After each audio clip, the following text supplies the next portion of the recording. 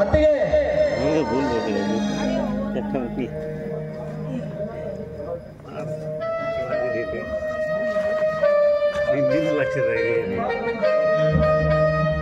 ತಮ್ಮ ರಾಜು ಈಗ ಬಂದೇನಪ್ಪ? ಹೌದು, ಈಗ ತಾನೇ ಬಂದೆ.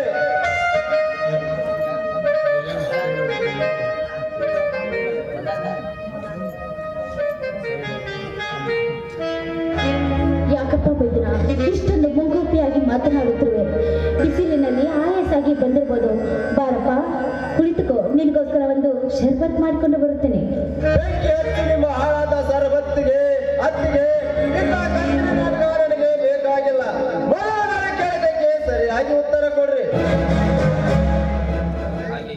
ಹಾಗೇಕೆ ರಾಜು ಮಾತನಾಡುತ್ತಿರುವೆ? ಸಿಡಿಲು ಬಡದಂತೆ ಮಾತನಾಡುತ್ತಿರುವಲ್ಲ, ಏಕೆ? ಏನಾಯ್ತು?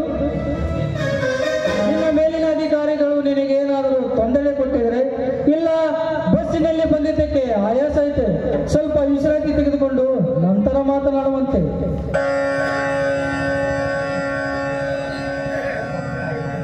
ಅದೆಲ್ಲ ನನಗೆ ಬೇಕಾಗಿಲ್ಲ. ಮೊದಲ ಮೇಲೆ ಕೇಳಿದಕ್ಕೆ ಸರಿಯಾಗಿ ಉತ್ತರ ಕೊಡ್ರಿ.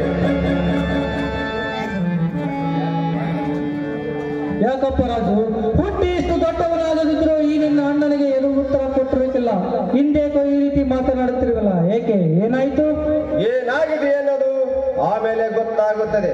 ಅರ್ಜುನ ಜೈಲಿಗೆ ಹೋಗಿದ್ದು ನಿಜವೋ ಸುಳ್ಳು? ರಾಜು,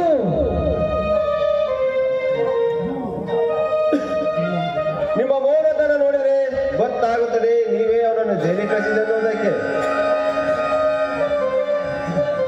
ಮುಚ್ಚು ಬಾಯಿ ಮೂರ್ಖ.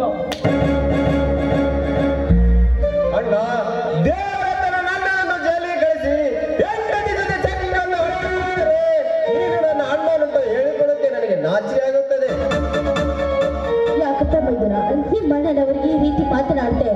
ಅದಾದ್ರೂ ಏನು ಅಂತ ಹೇಳು ನೀನು. ಇನ್ನು ಏನಾಗಬೇಕಾಗಿದೆ ಅತ್ತಿಗೆ?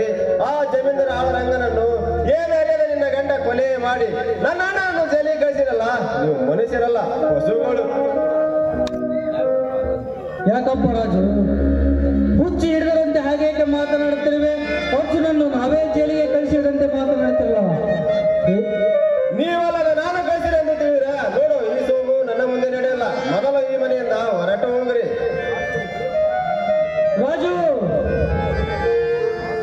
ನೀವು ಹೇಳಿದಂತೆ ಕೇಳಿದಕ್ಕೆ ಕುರಿಯಂತ ತೆಲ್ಲಾಡಿಸದೆ ಇದ್ದಿದ್ದಕ್ಕೆ ನಮಗೆ ಈ ಸ್ಥಿತಿ ಬಂದಿತ್ತು. ಸ್ವಲ್ಪ ಸಮಾಧಾನ ತಂದುಕೋ.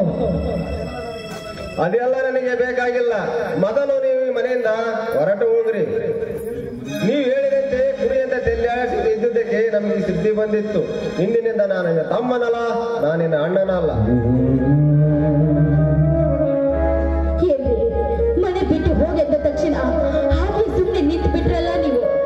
ಏನ್ರಿ, ಈ ಮನೆಯಲ್ಲಿ ಸಾಯುವ ತನಕ ಕೊಡಿ ಪಕ್ಷ ಇರುವುದಕ್ಕೆ ನಮ್ಗೆ ಅವಕಾಶವೇ ಇರಬೇಡ್ರಿ. ಹಕ್ಕಿಲ್ಲವೆಂದು ಈ ಮನೆಯಿಂದ ಹೊರಗೆ ಹಾಕುವುದು ಮಂಜುಳ, ಹಾಕುವುದು. ಅಂದರೆ ಈ ಮನೆಯಲ್ಲಿ ನಮ್ಗೆ ಹಕ್ಕು ಇಲ್ವೇನ್ರಿ? ಮಂಜುಳ, ಇವನು ಚಿಕ್ಕವನಾಗಿದ್ದಾಗ ಇವನ ಮೇಲಿನ ಪ್ರೀತಿಗಾಗಿ ಈ ಮನೆಯ ಸರ್ವ ಆಸ್ತಿಯನ್ನು ಇವನ ಹೆಸರಿಗೆ ಬರೆದಿದ್ದೇವೆ ಮಂಜುಳ, ಬರೆದಿದ್ದೇವೆ. ನೋಡು, ಕೊನೆಯದಾಗಿ ಹೇಳ್ತೇನೆ, ಮರ್ಯಾದೆಯಿಂದ ಈ ಮನೆಯಿಂದ ಹೊರಗೆ ಹೋಗ್ತೀರಾ, ಇಲ್ಲ ಕತ್ತಿಯ ಕೈ ಕೊಟ್ಟು ಹೊರಗೆ ಹೋಗಬೇಕಾ? ತಮ್ಮ ರಾಜು, ಹಾಗ ಮಾಡಬೇಡಪ್ಪ, ಹಾಗೆ ಮಾಡು. ಈ ಮನೆಯ ಸರ್ವ ಆಸ್ತಿ ನಮಗೆ ಬೇಕಾಗಿಲ್ಲಪ್ಪ, ಬೇಕಾಗಿಲ್ಲ. ನಾವೇ ಹೋಗುತ್ತೇವೆ.